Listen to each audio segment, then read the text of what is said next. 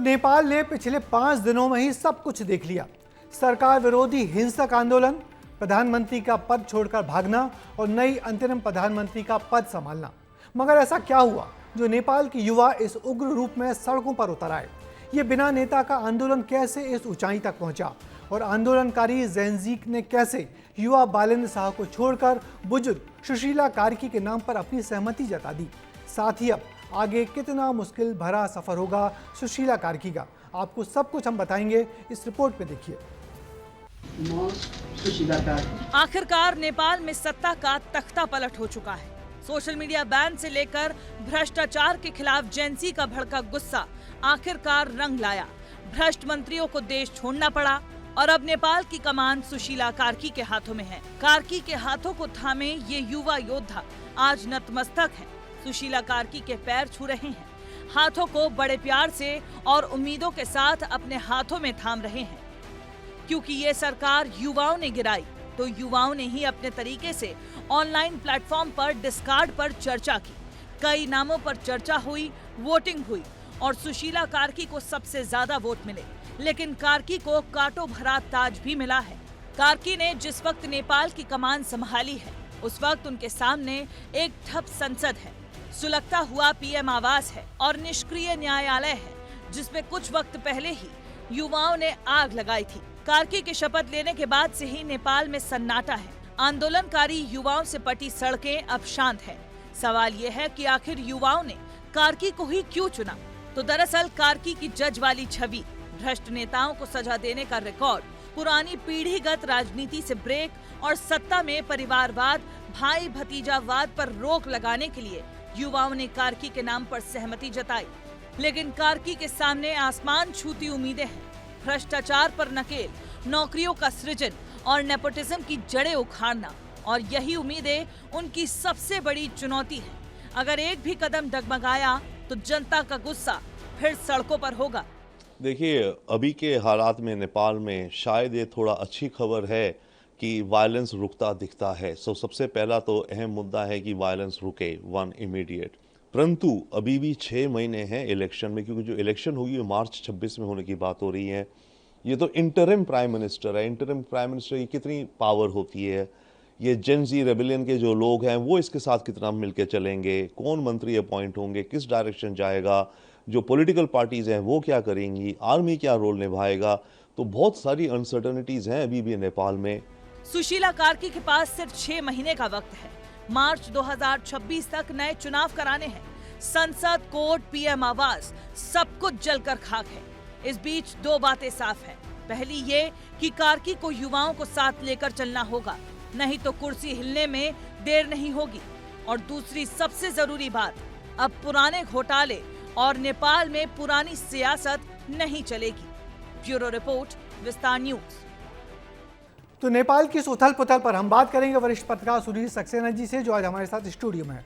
Sir, Nepal के सरकार विरोधी युवा आंदोलन की वजह आप क्या देखते हैं? क्या सोशल मीडिया ऐपों पर इस तरीके से पाबंदी लगाना ही ओली सरकार को भारी पड़ गया या कुछ और वजह थी? देखिए ब्रजेश जी, पड़ोसी देश नेपाल में जनरेशन जेड ने जो आंदोलन शुरू किया था, उसकी शुरुआत बहुत शानदार हुई थी और उससे कई उम्मीदें बंधी थी। सड़कों पर छोटे स्कूली बच्चों से लेकर युवक और तमाम लोग उतर आए थे और लगा था कि नेपाल में बहुत सार्थक और सकारात्मक परिवर्तन आएगा। लेकिन उसके बाद का जो घटनाक्रम रहा वो ध्वंस, आगजनी, रक्तपात, लूटमार उसमें खो गया, जिसके कारण अपूरणीय क्षति हुई। कोई भी आंदोलन जब उठता है या खड़ा होता है तो हम लोग उसे एक सकारात्मक परिणति की उम्मीद करते हैं। बांग्लादेश और श्रीलंका के उदाहरण हमारे सामने हैं। बहुत पहले इंडोनेशिया में युवकों ने सत्ता परिवर्तन के लिए अंगड़ाई ली थी और वहाँ सुकर्णों को सत्ता त्यागनी पड़ी थी। लेकिन नेपाल आज जिस तरह से चौराहे पर खड़ा हुआ है, उसमें ये कहना कठिन है कि वो आगे क्या रुख लेगा, क्या मोड़ अख्तियार करेगा। सर, मैं ये जानना चाहता हूँ कि नेपाल के इस आंदोलन के पीछे कोई विदेशी ताकतें भी रहीं, क्योंकि पीएम ओली के चीन दौरे के बाद ही ये आंदोलन इस तरह भड़क गया। कोई इसमें अमेरिका का नाम ले रहा है, कोई इसमें चीन का नाम ले रहा है, तो कुछ इसमें भारत का हाथ भी बता रहे हैं। सच्चाई क्या है? देखिए ब्रजेश जी, मुझे लगता है कि इसमें प्रत्यक्ष तो नहीं, लेकिन महाशक्तियों की परोक्ष भूमिका, विशेष तौर पर अमेरिका की भूमिका हो सकती है, क्योंकि जिन सोशल साइट्स पर पाबंदियां लगाएंगी वे अमेरिकी साइट्स हैं, और ओली का चीन के प्रति प्रेम या चीन की ओर उनका झुकाव जग जाहिर है।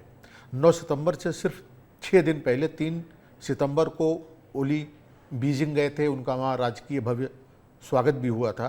तो जो कुछ भी घटनाक्रम हुआ है, जिस तरह से ओली को परित्याग करके अचानक भागना पड़ा है, उससे चीन का खिन्न होना स्वाभाविक है। और अंतरिम प्रधानमंत्री सुशीला कार्की को राजने में बहुत संभल कर चलना होगा।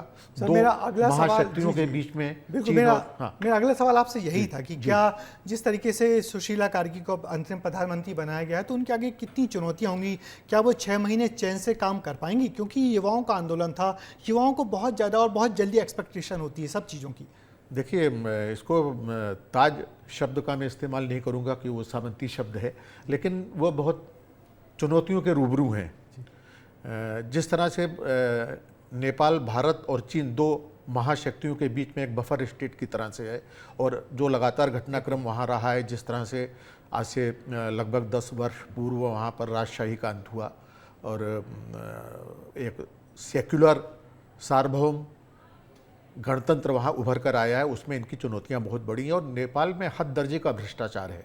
वहाँ राजनीति में, न्यायपालिका में, अन्यत्र ब्यूरोक्रेसी में जिस तरह से भ्रष्टाचार का बोलबाला है, और जिस तरीके से वहाँ के गणमान्य व्यक्तियों ने वहाँ लूट खसोट की है और आडंबर का प्रदर्शन किया है, तो उसमें वहाँ के युवकों का खिन्न होना स्वाभाविक था। कार्की को ये मान के चलिए, हम लोग कहते हैं तलवार की धार पे धावन हो, बिल्कुल तलवार की धार पे चलना होगा कार्की जी को। तो चलिए इस पूरे मसले पर हम पॉलिटिकल राउंड अप का एक्सपर्ट कमेंट भी देख लेते हैं। नेपाल संकट पर पॉलिटिकल राउंड अप का एक्सपर्ट कमेंट ये है कि नेपाल में हिंसक सत्ता परिवर्तन का इतिहास रहा है।